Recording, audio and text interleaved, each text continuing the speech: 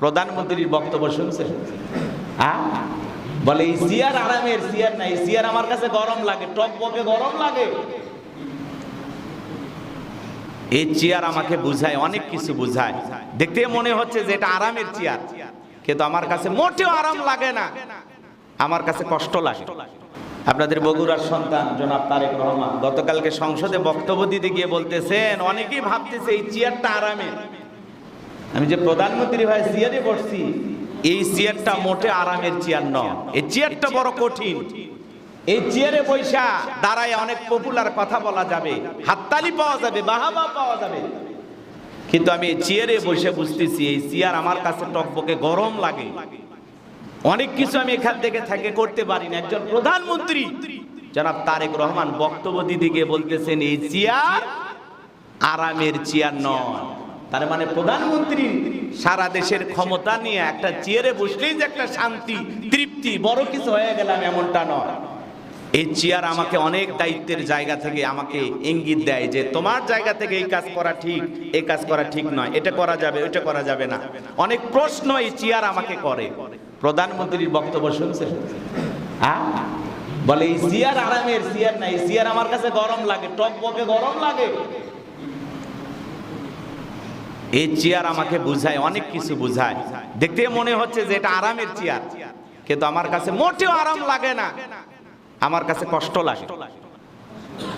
চিন্তা করেন, একজন প্রধানমন্ত্রী হয়ে কথা বলতেছেন, কারণটা কি? 20 কোটি মানুষের দায়িত্ব নেওয়া চারটিখানি বিষয় নয়। এর যে কত বড় ভার, কত বড় বোঝা, যারা দায়িত্ব নিয়ে দায়িত্ববোধের জায়গা থেকে এই কথা বলতে পারে, তার মানে বোঝা যায় যে আসলে তিনি জনগণের জন্য কাজ করার একটা চিন্তা ফিকির করে, এটা তার দিলের ভিতরে আছে।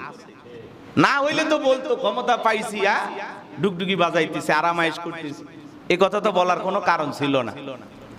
এই কথা বলে উনি বুঝেছেন যে চেয়ারের ভারত্ব কত, এই চেয়ারের ওজনটা কত, যে যা ইচ্ছা তাই বলবার সংসদে তা বাহাবা পা তালি পাবো এরকম কিছু না।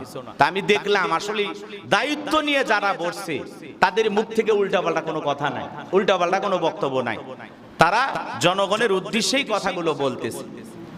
বিরোধী দলীয় নেতা জামাতের আমির ডক্টর শফিকুর রহমান তিনি যখন প্রস্তাব দিয়েছেন সংসদে যে আশেপাশে যারা আমাদের কর্মচারী আছে, সরকারি যত কর্মচারী আছে, বিরোধী দলের নেতা কথায় সকল কর্মচারীদের একটু বোনাস দেয়, তাদেরকে একটু খুশি করা, এই প্রস্তাব দেওয়ার সাথে সাথে জনাব তারেক রহমান বলতেছেন যে বিরোধী দলের এই নেতার প্রস্তাবে আমি একমত পোষণ, তার কথায় সকল কর্মচারীদের বেতন বোনাস দেওয়া হবে।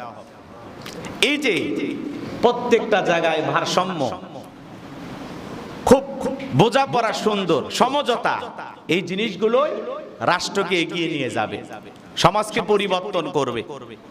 আপনি একটা মত দিলেন, এই মতামত তার কাছে ভালো লাগলে গ্রহণ করবে, ভালো না লাগলে গ্রহণ করবে না। কিন্তু সুন্দর একটা মতামত যখন আপনি উপস্থিত করলেন, প্রস্তাব করলেন, সেটাকে গ্রহণ করা মানে কি এটা ভালো, তিনি চাইলে তো এটা প্রত্যাখ্যান করতে পারতেন, কিন্তু জনাব তারেক রহমান যেটাকে মনে করেন যে আসলে এটা গ্রহণ করা দরকার, সাথে সাথে সেটা গ্রহণ করেন এবং সেই প্রস্তাবে তিনি সম্মতি দেন। যে বিরোধী দলীয় নেতা জামাতের আমির ডক্টর শফিকুর রহমান তিনি যে প্রস্তাব দিয়েছেন বেতন বোনাসের ব্যাপারে, আমি একমত, এটা বাস্তবায়ন করা হবে, মারহাবা। তো এটাই তো আমরা চাই। আমার সন্তানগুলো বড় ক্ষুধার্ত, জীবন যায় যায় অবস্থা, এই জন্যই ক্ষুধার্ত সন্তানদের মুখে এই মরা গাধার গোস্ত আমি রান্না করে সন্তানদের খাওয়াবো, এই জন্য রেডি করেছি। আপনি বলেন এটাকে আপনার জন্য খাওয়া হালাল বলে না? এই কথা বলে বাড়িতে চলে গেলেন। সফরের জন্য যত টাকা পয়সা, হজের জন্য টাকা জমাইছেন, সফরের জন্য যে খাবারগুলো আটাগুলো নিয়েছেন, সমস্ত টোকলা বেঁধে এই মানুষের বাড়িতে নিয়ে আসলেন আর বলে শোনেন, আপনারা প্রতিবেশী এত কষ্টে আছেন আমি জানি না, এত দুঃখে দিন পার করতেছেন জানি না, আমি হজের জন্য কিছু টাকা কিছু খাবার সংগ্রহ করেছিলাম, সব তোমাদের দিয়ে দিলাম, আগে তোমরা তোমাদের অভাব পূরণ করো, আমি শুধু এতটুকু কাজ করেছি, আব্দুল্লাহ ইবনে মুবারক রাহমাতুল্লাহ আলাইহি কথাগুলো শুনতেছেন আর চোখ দিয়ে পানি পড়তেছে।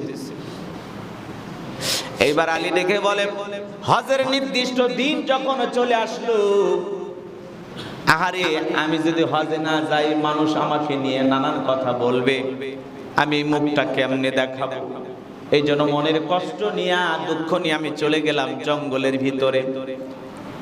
সেখানে গিয়ে চিন্তা করলাম আর আল্লাহর কুদরতি কদমে সিজদায় লুটিয়ে পড়ে চোখের পানি ছেড়ে দিয়া কান্না করলাম। এভাবে কাঁদতে কাঁদতে হজের যে সময়টা পুরোটা কাটাইয়া দিয়া লোকজন যখন হজ থেকে ফিরে আসতেছে সে সময় আমি বাড়িতে আসলাম। আসা মাত্রই আমার প্রতিবেশী আশেপাশে যারা হজে গেছে সবাই এসে বলতেছে, তোমাকে না আরাফার ময়দানে দেখলাম। সুবহানাল্লাহ। তোমারে না দেখলাম খানায় কাবা তওয়াফ করতেছো, আল্লাহু আকবার। তোমারে না দেখলাম সাফা মারওয়া সাই করতেছো, তোমারে না মুজদালিফায় দেখলাম। আমি খালি শুনি আর চোখের পানি ছেড়ে দিয়ে কান্না করি।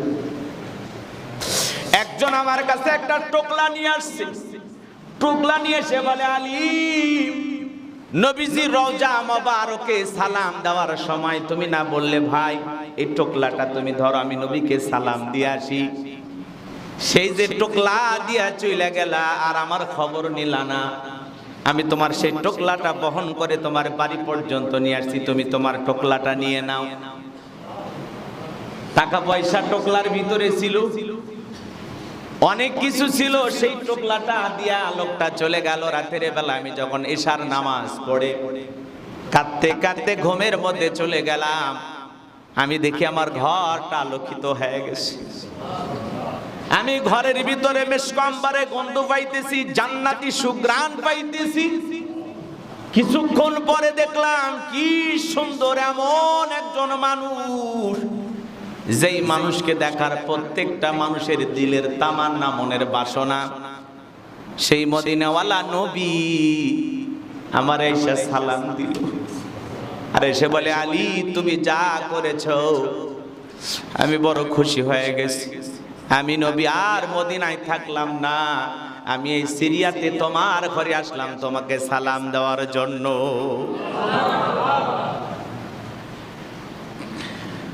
আপনি তো হজ করবেন, টাকা জমাবেন, সম্পদ জমাবেন। অনেক মানুষ আছে হজে বারবার যাইতেছে বাজান। একবার হজে যাওয়া ফরজ, বারবার যাওয়া কিন্তু ফরজ না, নফল।